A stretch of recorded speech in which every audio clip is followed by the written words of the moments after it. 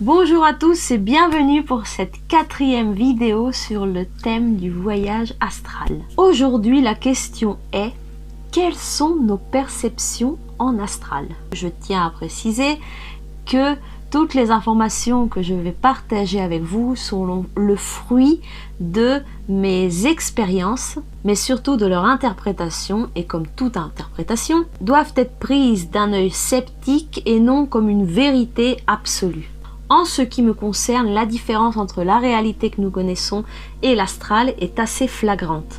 En astral, tous nos sens sont exaspérés. Les couleurs sont beaucoup plus lumineuses et elles semblent avoir une propre vie et leur propre langage. Pour vous donner une image qui pourrait mieux vous expliquer ce dont je parle, est que c'est comme si vous compariez la qualité d'une image d'une télévision des années 80 avec la qualité d'une image d'une télévision de nouvelle génération. Vous imaginez bien que les personnes qui sont habituées à voir un film sur une vieille télévision à tube cathodique et se retrouvent à regarder le même film sur une télévision Acadie se rendront compte tout de suite de la différence de qualité entre les deux images. Pour l'astral, c'est exactement la même chose.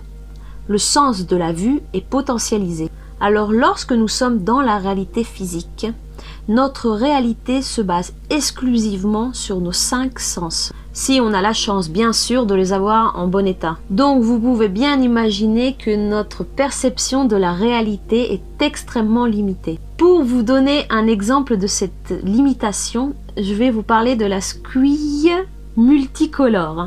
J'espère que je l'ai bien prononcé. Alors c'est une espèce de crevette qui vit dans le bassin Indo-Pacifique et qui a plusieurs capacités physiques assez particulières. Mais la plus intéressante de cette super crevette est la capacité de voir les couleurs grâce à 16 photorécepteurs à l'intérieur de son œil contre les 3 de l'être humain. Donc vous pouvez bien imaginer que ce petit crustacé, par rapport à nous, a la capacité de voir beaucoup plus de choses. Et d'ailleurs, des scientifiques ont décidé d'étudier son système visuel afin de l'utiliser pour pouvoir par la suite révéler la présence de tumeurs dans le corps humain. Mais ce qui se passe pour ce sens, en astral, s'applique aussi aux autres sens. Les odeurs sont beaucoup plus prononcées, l'ouïe est beaucoup plus nette. S'il vous arrive de manger quelque chose en astral, le goût est beaucoup plus fort. Et le toucher n'est pas seulement un toucher physique, mais il est presque émotionnel. Alors je ne sais pas du tout à quelle dimension appartient l'astral. Quelqu'un vous dira que c'est la 5e dimension, quelqu'un d'autre vous dira que c'est la 6e. Moi personnellement, je n'ai jamais eu d'indice qui puisse m'indiquer tel ou tel numéro. Ce que je sais en revanche, c'est que tous mes sens deviennent un tout. C'est comme si j'étais à l'extérieur et à l'intérieur de mon corps astral en même temps. J'arrive à voir sur les côtés, devant, derrière, au-dessus, en dessous, le tout simultanément. Lorsque je rencontre quelqu'un en astral, je deviens cette même personne et cette personne devient moi. Il se crée une espèce de fusion, un peu comme ce qui se passe quand vous commencez à connaître très bien une personne. Vous avez presque l'impression de rentrer dans ses pensées et que cette personne rentre dans les vôtres. Alors en astral, on n'a pas besoin de connaître l'autre personne, la chose se passe automatiquement. En fait, nous sommes tout et nous ne sommes rien à la fois. Mais c'est vrai que c'est un concept assez difficile à comprendre si on ne l'a jamais vécu. Alors ce qui est très important de se rappeler, c'est que l'aspect qui prédomine en astral, ce sont les émotions. N'importe quelle émotion qui est vécue en astral est multipliée par 10. Alors pour vous expliquer ce concept, je vais vous raconter une histoire que j'ai vécue en astral avec un ami. Alors j'avais invité quelques amis à rester dormir chez moi, mais pendant cette même nuit, j'ai fait un voyage astral. L'un d'entre eux devait partir le matin très tôt, vers 4 ou 5 heures si je me rappelle bien, parce qu'il devait prendre un train qui l'aurait ensuite ramené chez lui. Pendant cette nuit et ce voyage astral, je me suis retrouvée dans mon salon et j'ai vu mon ami qui devait partir avec un aspect vraiment très bizarre. Il avait un visage tout déformé et je le voyais courir frénétiquement d'un endroit à l'autre du salon. Alors sur le moment, je n'ai pas très bien compris ce qui se passait et je suis seulement restée à l'observer pendant quelques minutes. À un moment, il s'est simplement arrêté et il est sorti de la pièce et je ne l'ai plus vu. Le lendemain matin, quand je l'ai appelé pour avoir de ses nouvelles, pour savoir si tout s'était bien passé, il m'a répondu qu'il avait réussi à prendre le train de justesse parce que, en fait, avant de partir, il n'arrivait plus à trouver les clés de chez lui. Et en fait, il était vraiment dans un état de panique et il les avait cherchés pendant au moins 20 minutes jusqu'à ce qu'il les ait retrouvés sous le coussin du canapé parce que la veille, il les avait mis dans sa poche et elles étaient certainement tombées entre les coussins à ce moment-là. Et quand il m'a raconté ça, en fait, j'ai compris que ce que j'avais vu la veille, c'était sa partie émotionnelle. Le fait qu'il ait le visage tout déformé à cause du stress ou de la peur de perdre son train, ou le voir courir très rapidement d'un endroit à l'autre, était le reflet de son état émotionnel. Et cette copie, ce reflet émotionnel que l'on voit dans l'astral n'est pas quelque chose qui appartient exclusivement aux êtres vivants comme les êtres humains, les plantes, les animaux, mais c'est aussi quelque chose qui appartient aux choses inanimées comme une chaise ou une table, parce que comme je vous l'avais expliqué dans la vidéo précédente, toute chose animée ou inanimée a son reflet émotionnel dans l'astral. Donc c'est aussi grâce à cette expérience que j'ai compris pourquoi lorsque l'on rencontre des personnes que l'on connaît dans la vie de tous les jours, elles n'ont pas forcément l'aspect qu'elles ont normalement.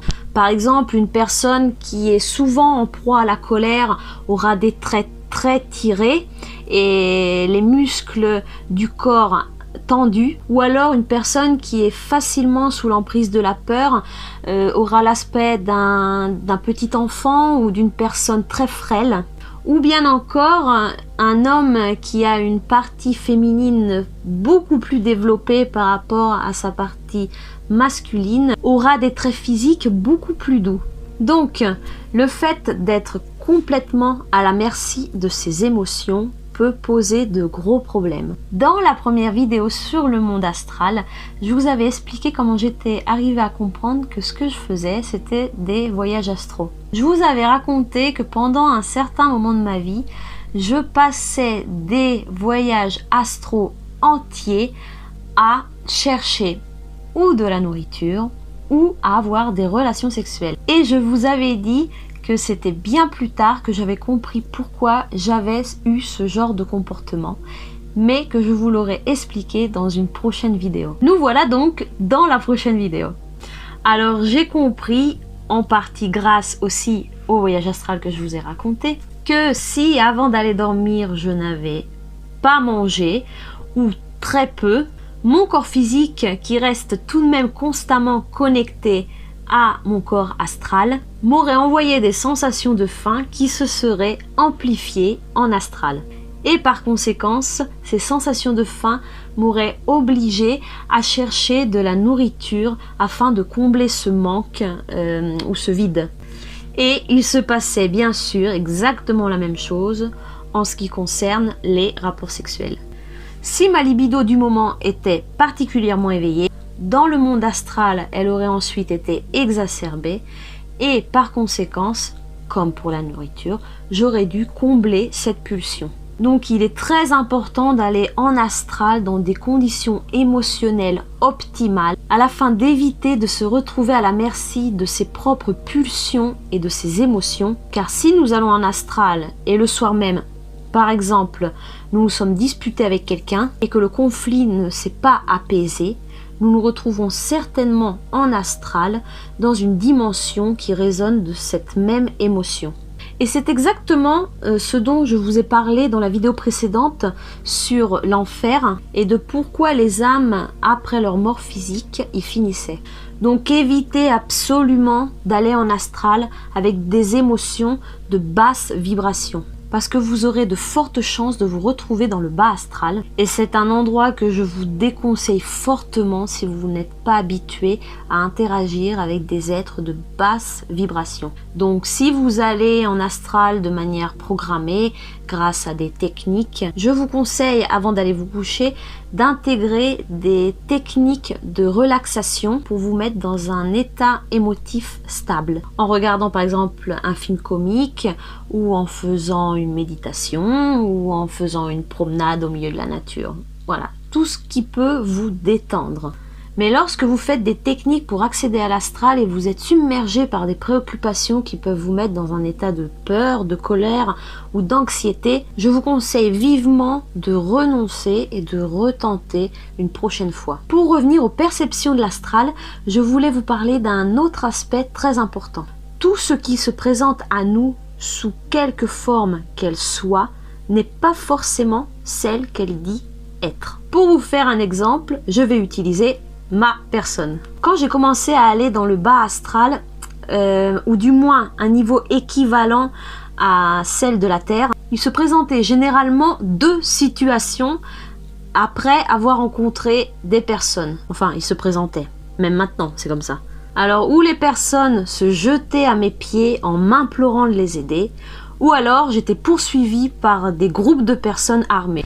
Et là aussi, j'ai mis pas mal de temps avant de comprendre quelle en était la raison. Alors en astral, la seule façon que j'ai de voir mon aspect physique est de matérialiser un miroir et de m'y regarder. Mais à chaque fois que je le fais, j'ai toujours un aspect différent, en fonction bien sûr de mon état émotionnel du moment. Donc quelquefois j'ai l'air d'être plus jeune, quelquefois j'ai l'air d'être plus vieille, quelquefois j'ai les traits du visage un peu plus tirés. Donc c'est vraiment subjectif. Mais de manière générale, je me vois comme un être humain normal. Mais c'est parce que surtout le reflet du miroir dépend de la conception que j'ai de moi. Donc en réalité, je n'ai aucune idée à quoi je ressemble et comment je suis perçue par les autres en astral. Donc il y a quelque temps de ça, j'ai rencontré une personne dans la vie réelle qui est ensuite devenue une amie.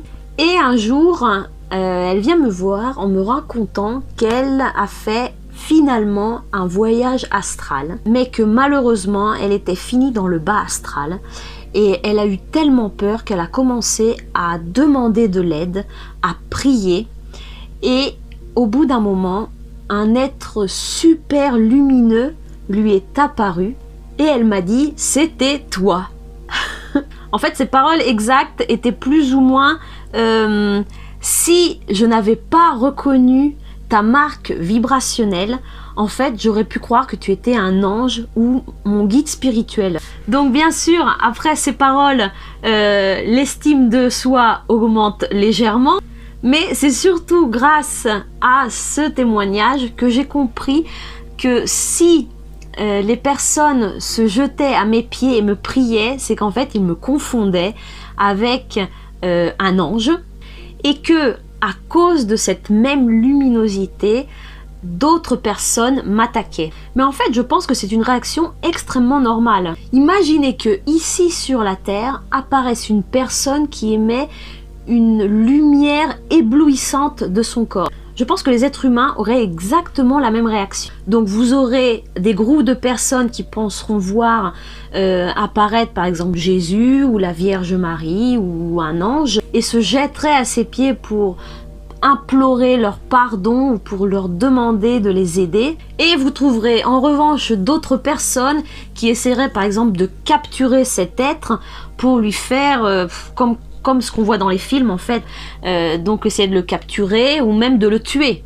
Et donc l'explication que je me suis donnée, c'est que dans le bas astral, ces personnes ont une énergie vibrationnelle beaucoup plus basse que la mienne, et donc par conséquent, ils me voient beaucoup plus lumineuse. Et c'est aussi ce qui se passe sur la Terre, en fait, avec les personnes illuminées ou qui ont une conscience beaucoup plus développée par rapport à nous. Ayant une vibration beaucoup plus élevée par rapport à la nôtre, mais tout de même encore compatible avec la nôtre, puisque nous les voyons encore, ils ont un aspect physique qui semble hors de temps et ils ont l'air beaucoup plus jeunes que leur âge.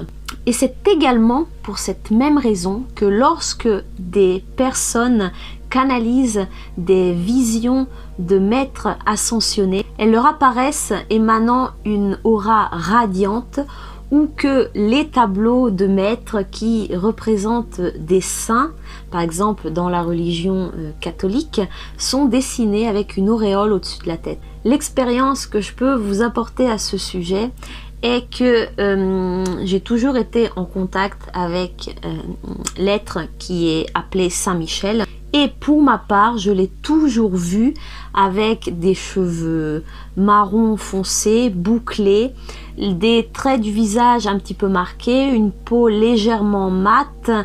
Il ressemble un petit peu à un homme d'une quarantaine d'années et avec des yeux très noirs et très profonds. Alors que la majeure partie de l'iconographie que l'on trouve le représente avec des cheveux blonds, des yeux très bleus et une peau très pâle.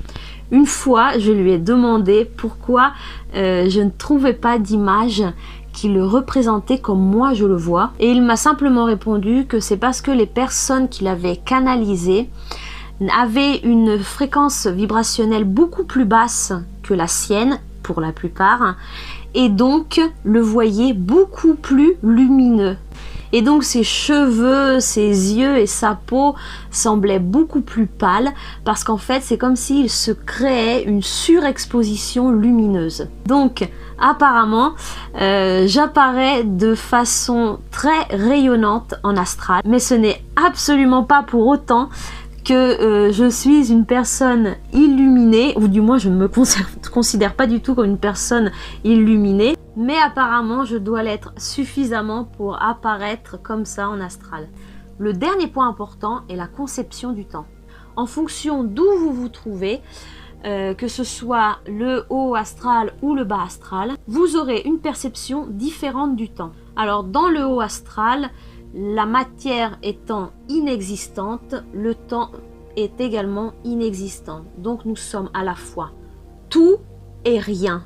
Mais c'est, comme je vous ai dit tout à l'heure, c'est assez difficile à comprendre si on ne l'a pas expérimenté. En revanche, dans le bas astral, le temps a une structure similaire à celui de la Terre. Alors généralement, il est beaucoup plus lent parce que plus les vibrations sont basses, plus la matière se condense.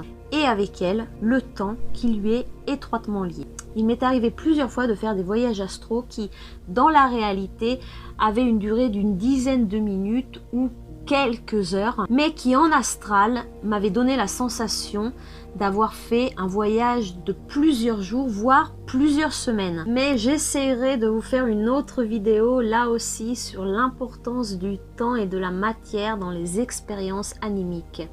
Voilà, pour aujourd'hui, j'en ai dit assez. J'espère que, comme d'habitude, vous avez trouvé l'argument intéressant et enrichissant. Si vous avez des questions, n'hésitez pas à me les écrire dans les commentaires. Je suis absolument ouverte à toutes sortes de discussions tant qu'elles sont constructives. En attendant, je vous souhaite une très bonne journée ou une très bonne soirée et on se revoit pour la prochaine vidéo. Ciao!